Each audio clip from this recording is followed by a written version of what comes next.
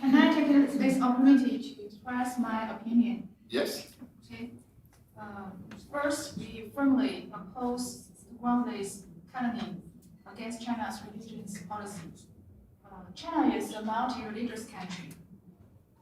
Protection of religious freedom is the basic national policy of China.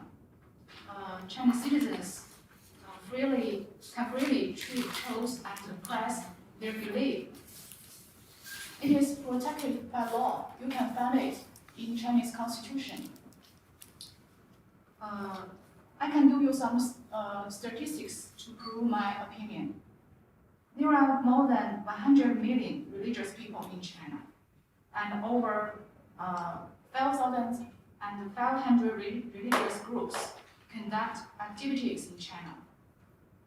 The Chinese government inputs 30 million yuan per year to build and repair religious places, such as mosques, temples, and churches. So I think it's convincing that religious freedom is protected in China. But however, 邪教 is not the same thing. 邪教, they distort the doctrine and make use of people's religious belief to carry out illegal activities. Chinese authority punishing these criminals according to law. And our purpose is to better protect normal activities and the right to religious belief.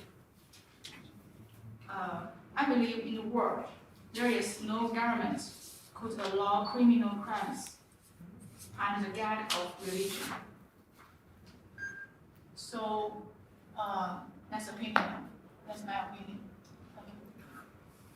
Thank you. Maybe I missed it. Did you present yourself before? What? Where are you? Please. I'm with Chinese government.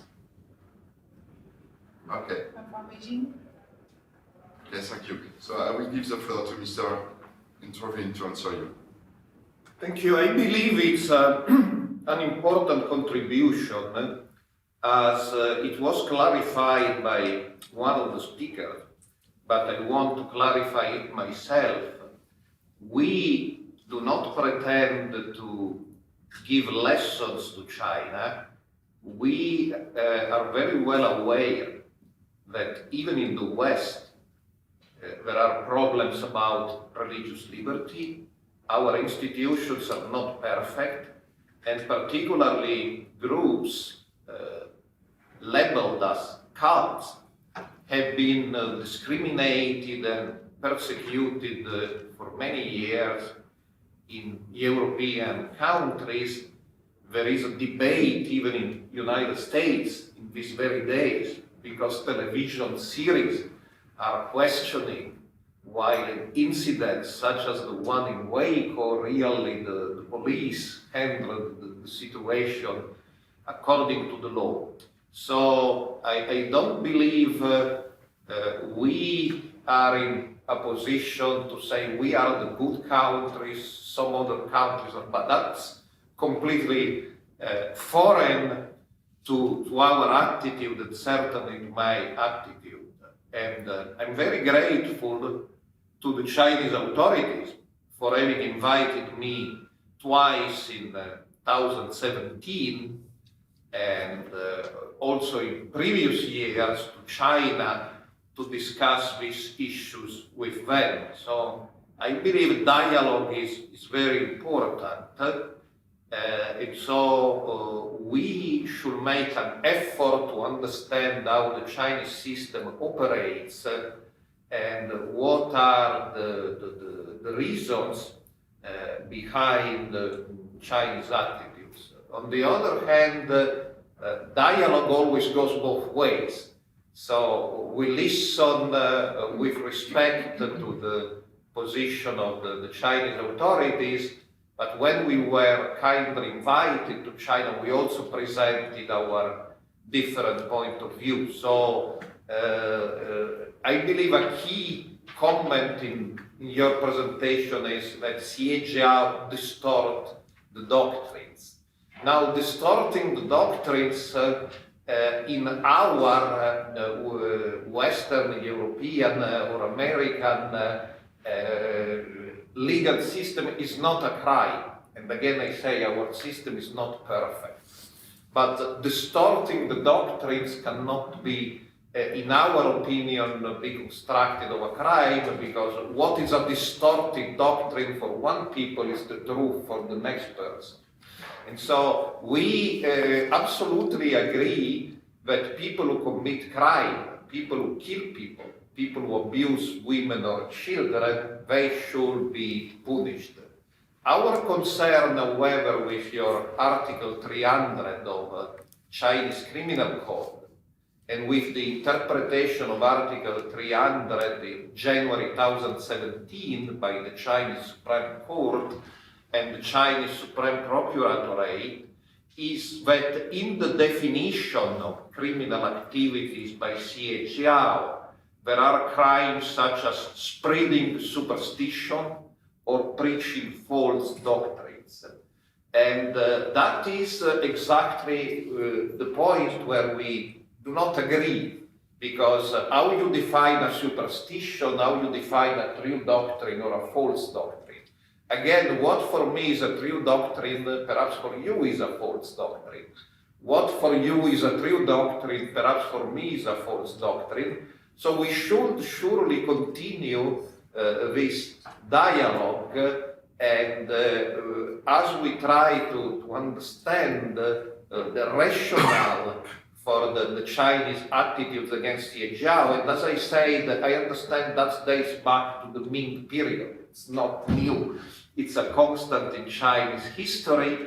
I believe the Chinese side should also try to understand the different points of view and the fact that international convention doesn't really allow for discriminating against religious groups for what they believe.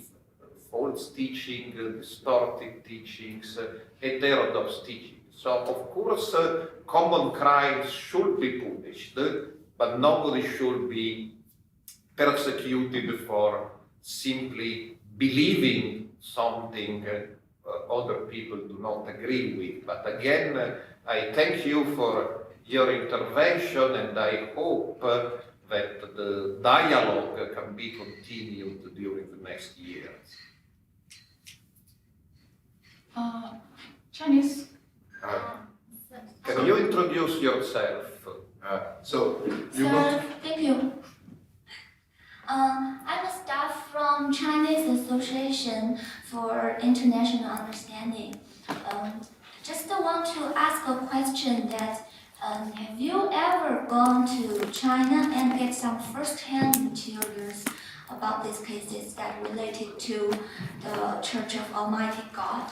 Why I asked this question, because that, to be honest, there are too many rumors and fake stories on the internet today all over the world. You know, even though the stories are told by the people that experienced by himself, the story might not be the entire truth. And in the video, only the the adherents of Almighty God were interviewed, but we didn't get any words from the Chinese officers and the police. And I think we should interview one side and should interview the other side, and that can give us the entire truth. And I also noted that the interviewees in the video, they dressed well, they looked, their skin, the color of their skin looked light yellow, and they looked, they are not working on the land, but as I know that that many adherents in China of the Almighty God, then they are usually Chinese farmers. So I think that I suggest you to prepare a trip to China and go and see and do some real investigations or surveys on the issues that you talked about. Thank you for your kind question. That's exactly what we did. Here you see a report published by KK News, that's a government agency, about my trip to China. Yeah. I mean, I spent 8 days in Henan with the 610 office of the police. I was invited by the Chinese Anti-Cult Association with another 3 American scholars, and we toured all Henan. Unfortunately, we could not meet with actual members of the Church of Almighty God. That was not allowed by the Chinese authorities. But in all the different cities we visited, we met police officers and we met former members of the Church of Almighty God, which had been reformed in labor camps, and told to us their stories. So that's exactly what we did. I did my study on the Church of Almighty God is particular of the crimes ascribed to the Church of Almighty God is completely based on documents I received from Chinese authorities. I didn't receive any documents on the McDonald's murder, for instance, by the Church of Almighty God. They don't have any documents about it. It was done by a different group. You can find there my article on the McDonald's murder, all the documents quoted there, documents I received from the Chinese authorities. So I thank you for your suggestion. It makes a lot of sense. And that's exactly what we did. We went to China, we interviewed police officers, we interviewed the former members of the Church of Almighty God. Some of them are reformed and today are members of the Communist Party. We interviewed the relatives of members of the Church of Almighty God who are members of the Chinese Communist Party and very much against the Church of Almighty God. You are perfectly right. That's the homework scholars should do. And that's exactly what we did. But on the other hand, we also interviewed members of the Church of Almighty God in Korea, in Europe, in the United States. We would have loved to do this in China, but it's underground organization, we will not allow. So I believe we did our homework. One of the results of our homework, and your last observation is very interesting, it's that the reports in some early Chinese studies that the average member of the Church of Almighty God is a peasant, these reports are inaccurate. Statistically, the majority of the members of the Church of Almighty God are middle class. So it's not surprising that they don't look like peasants, because they are not peasants. That was reported in some of the very early studies of the Church of Almighty God written 6-7 years ago. But one of the interesting results of our studies, that's basically a mistake. Most members of the Church of Almighty God are middle class. They are not farmers. Yeah. I mean, next time, maybe you should put some officers' words in the video, and we hear from different sides, and we can totally know the entire truth from both sides. Yeah. That's very good, but of course this is an event presenting our point of view. When I went to an event in China, you see the picture, that was an event in Zhengzhou about the Church of Almighty God. I saw videos by the government against the Church of Almighty God. I didn't see any video in favor of the Church of Almighty God. I was not scandalized, that's normal. I go to an event organized by the government in China for criticizing the Church of Almighty God. I don't expect that they offer me a point of view criticizing the government. So that's more or less normal. If Rosita wanted to say something. No, it just that is the paradox. Then you are invited in the Chinese government is inviting you. They give only their version. So it's strange that you are now surprised that it's like another version. But the normal dealing is that everybody sits together and talks. But we cannot only expect that our truth is right. The dialogue usually exposes perhaps both sides in some ways. That there are some things, but the dialogue is the essential. And as the scholars, because Massimo talks only about himself, but in the photo, for instance, you see Gordon Norton, very known American scholar, who went to China, we don't know how many times. He spent years. And now he has different opinions, and he is more on our side. So it's clearly, there are things that is to be discovered. Just saying that everything is fine is not enough, because the facts, because when there is some accusation, it should be facts, but on the both sides, it's not only on one side. We cannot expect only the members of Almighty God to provide some proofs. I saw, me personally, I saw the people who are suffering from the traumas of the torture. I saw myself. And they're seeking healing because that is, people, they're damaged. And it's not coming just like this because they just decided to be bad people. So it's very complicated. It's on the both sides is complicated. And it's dialogue, as I say, is the best thing to do. Just after I give you the floor, just to be very understand that this side event is not a criticize, it's not an attack, it's the way to open the dialogues, and we are here to open the dialogue and to find solution. So now I give you the floor. Okay. Sir, as I know, the Chinese judicial officers, including policemen, prosecutor, and judges, they will be responsible for their duty behaviors for life according to the law. If they were found to have any wrongdoings, even when they retire, they will be punished by the law. So it obvious that they will not do illegal things such as torture their criminal suspect, beat them, or be rude to their suspect relatives. So I don't know the source of their video, but for me, I think it's hard to believe. Yes, this is my opinion. Thank you. Thank you. That gives me the opportunity to insist on the dialogue. Here you see this man is Professor Gordon Melton, a very well-known scholar from Baylor University in Texas.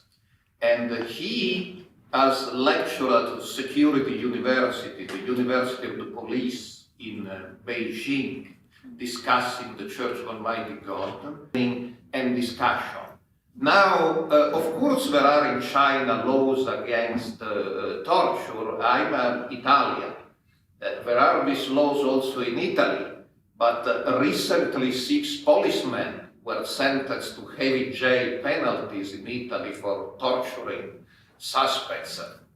So it happens all over the world. Of course, there are laws against torture and abuse, but torture and abuse may happen. It happens in the United States, it happens in Europe. I will not exclude that it may happen also in China. Again, it's important that you understand we are not here to distinguish between good countries and bad countries. these abuses also exist in United States and in Europe, but we listen to evidence to people who claim to have been tortured in China, and we believe their voices deserve to be heard. As for the laws, that's exactly the problem, and that's what makes this dialogue fruitful and interesting. Of course, the members of the Church of Almighty God are prosecuted according to the law, but most of them are sentenced, and there are documents about it. They are sentenced under Article 300 of the Chinese Criminal Code, and we believe that Article 300 is wrong. It's a law incriminating activities on behalf of certain religions labeled as CHR. And it's interesting, if you study Article 300, for instance, there is a study by Professor James Richardson. He's an eminent scholar of law, and that he is an eminent scholar of law has been recognized by the Chinese authorities. They have invited him repeatedly to lecture in China, including in the Security University in Beijing, and he studied Article 300 and concluded Article 300 punishes people simply for being active or doing missionary activities on behalf of certain religions or cults, okay, CHR. And that's something we do not agree with. Again, if people steal, murder, abuse children, abuse women, they should be punished. But if people simply say, we believe that a certain woman is a mighty God, or we believe in UFOs, that should be free. Nobody should be punished because of his or her belief. We understand that's a cultural difference, that the CHR legislation exists in China since the 18th century. It's not been invented by recent authorities, but that's a point of disagreement we should frankly and sincerely discuss. I just would like to underline that this meeting is not about is proving or discussing about the torture. Torture is one of the persecution's elements. Because if you see the title of the event is clearly said, is religious freedom and ethical persecution in China. Because there is intolerance, there is discrimination, there is persecution, and then it might be torture. So we are not trying to prove that we are really the gods, that we know and that we have made it. It will be too much. What we're discussing here, we're discussing persecution. And persecution, I believe, it's clearly the law, the list of the groups that they are Xinjiang. So it's clear there is a persecution. That's all we say. The rest is not up to us, because torture is a very serious crime, and it's different. It's covered by the Convention on Persecution, and there are different mechanisms to do it. It's not that's what we do here. Here it's a very simple thing. We try to say and to prove with the arguments that the members of the Church of Almighty God, they are persecuted or discriminated against. This is higher, is persecution. So they cannot freely express their beliefs in China. That's it. So that's a very simple conclusion. They cannot, and you have to agree that they cannot, because the Chinese government is perceiving them as something bad. That's, I believe, mainly the meeting is about it, that we should stay in the frame of this without going really very far and have a very, very difficult discussion that we are not entitled to have. Thank you. Thank you. Open you. Do you know what the adherents of Almighty God do to the public, to the Chinese public on earth? Because I know they are involved in many issues of a crime like fraud and suicide. I think there are a few words about this crime. I think I want you to tell me more about this. Yes, as I said, we were invited to China for a week-long tour of Henan, talking with police officers, some of them quite high-placed police officers. And after we went to Henan, we digested the material we collected in Henan in June 2017. We were invited for a second seminar in September in Hong Kong, again with high-placed Chinese police officers in charge of dealing with Xie Zhao, the so-called Office 610, came to his conference. So, crimes, it's very interesting. I mean, I have studied violence connected to religion for 30 years. So we asked the Chinese side, the police, to provide documents about these crimes. And we were provided with a number of documents on some crimes. On other crimes, we were told there are no documents, because they are too old, the documents have disappeared, or all the procedure was not done in writing. So, very shortly, there are 4 main incidents we have received documents about. Number 1, the McDonald's murder. 2014 in Sichuan, you will find my study on the table. It was a different group who used the name Almighty God, but recognized a different Almighty God, not the same person this group recognizes as Almighty God. Number 2, there was the case of a boy whose eyes were gouged out in Shaanxi, and documents from Chinese sources, because Almighty God said we have nothing to do, so they don't have documents about it, were studied by another scholar who was invited to both trips to China, Professor Holly Fogg. She teaches in Washington State in the US.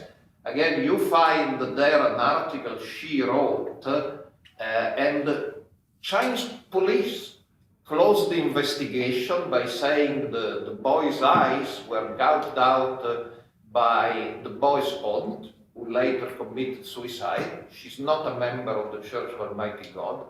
And only after 1 year, after the McDonald's case, some Chinese media started involving the Church of Almighty God.